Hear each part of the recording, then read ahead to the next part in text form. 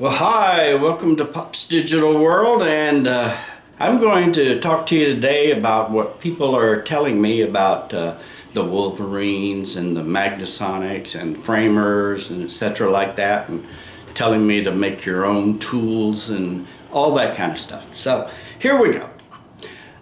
There are no individuals who are making DIY stuff for framers that are really any good. If they did, they'd be manufacturing them and you'd be using them. So that's the whole thing. Let's get realistic and get down to the reality of the situation.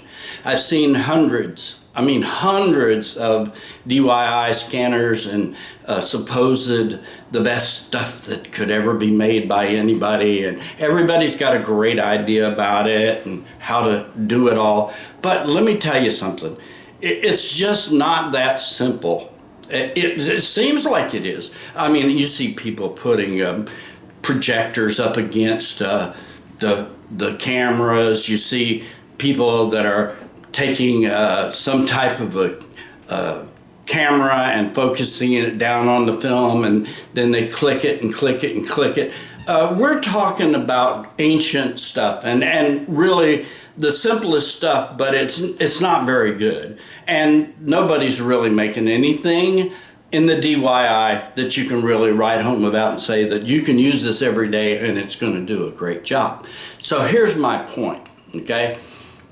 The main thing that we have a problem with is how do we control not damaging the film and making sure that we're getting the image quality that we really need to get while we're not damaging the film, and we're not pulling it with claws, we're not pushing it with a little piece to make it advance, we're not running it through some type of a gear mechanism to make the film damaged. We're trying to record the whole film from edge to edge, from the hole that is there, to advance it in the old style, but we're not going to do that, because if we do, we're going to damage it and we're not going to have it pull constantly at the right rate. So here's the thing, guys. I'm really going to tell you that there are only a couple of machines that have been made that actually advance the film through the gate without any claws or any type of gear. So the whole thing is, we're talking about sprocketless advancing film. And we're also talking about whether or not this film is being done edge to edge. So here is my advice to you. If you think you can make a machine, let me know. Show me and let's go test it and we'll see if it works, okay? Because I don't want people writing me and telling me about make your own tools and this is no good and that's no good. If you got some kind of idea and you're really brilliant and you really think you got something, show it to somebody and we'll manufacture it, because we need it. Don't think we don't. I'm getting ready to buy a machine. It's a used machine, but it does all the things that I'm talking about. It does not use a claw or a gear. It's friction feed, and it is a beautiful, beautiful machine with a beautiful, beautiful image. And guess what? It scans the film at 15 frames a second. That's a real scanner.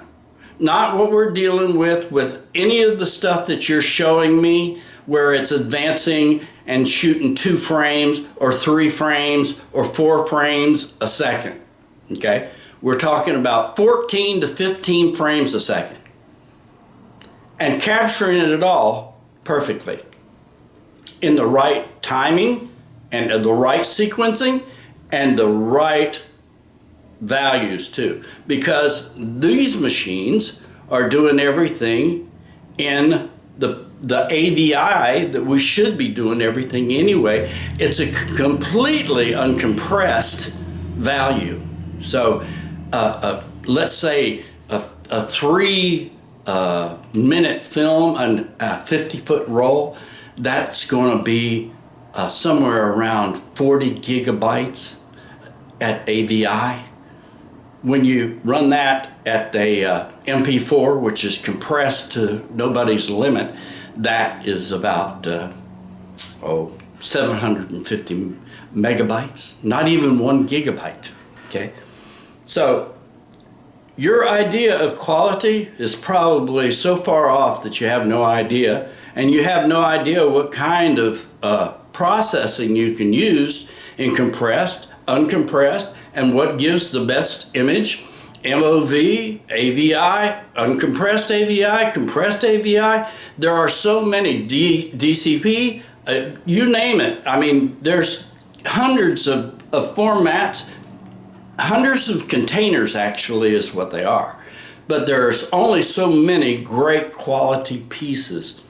And when you can control these devices to the point where you can run 14 to 15 frames a second and capturing every frame and every image in the AVI, now you're talking. If you're doing something like in the Wolverine or the Magnasonics or any of the framers that you see out in the marketplace for consumer, capturing it in MP4, they're not going to be that great. They're really not. So the whole thing is that if you're trying to make something that rivals that is better than that, and you're using that as your gauge, you're using the wrong gauge. So I want you to understand, this is a very complex business when it comes down to the actual formatting and the actual capturing of the film in its best quality. So I want you guys to go and learn something, okay? I want you to go and you find out everything you can find about film, framers, advancing, anything you want to do, but find out about the real true value of film and who's using what format to convert it. What do the guys use at the motion picture film? What do they convert that to display it on the screen when they're doing it to digital? So in other words, you don't know too much, and if you think you do know too much, you probably are just pumped up thinking you're really great. I am not really great. I know a lot, but I don't know everything, and I'll be the first to admit that. I don't know everything, but I do know what's good, and I do know what's bad. And the whole thing is what your eyes see, if you have great vision, is what you really want to see. So I want you guys to go out and learn something, and don't write me until you've learned something and you can tell me exactly what you're going to do. And if you have that device that I asked you about, that frame by framer that's doing 14 to 15 frames a second in perfectness, send it to me. We'll start making it tomorrow. So have a good day, and Pops is pumped because I'm receiving more garbage than I've ever received. Garbage in, garbage out. See you later.